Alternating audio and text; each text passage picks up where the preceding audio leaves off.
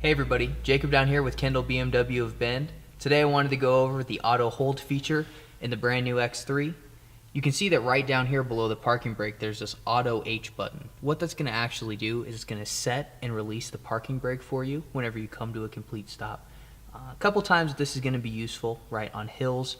Whenever you're at a steep incline and you come to a complete stop, it's going to prevent the car from rolling back.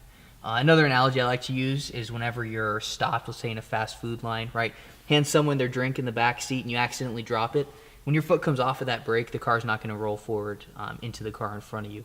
One thing that you do have to be careful of is you have to make sure that you did come to a complete stop. Now I'm going to show you the actual operation of how to turn on Auto Hold, so that way you know when it's actually going to be working for you. So turning on the automatic hold is actually really simple. You'll see right here your parking brake. This is currently engaged, but when we're driving, right, it's actually going to be off.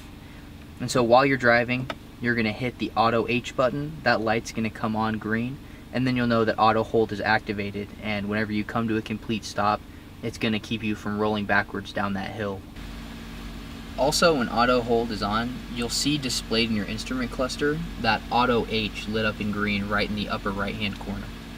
Everyone, thanks again for watching, and again, check back every week for updated content on how to better use your BMW.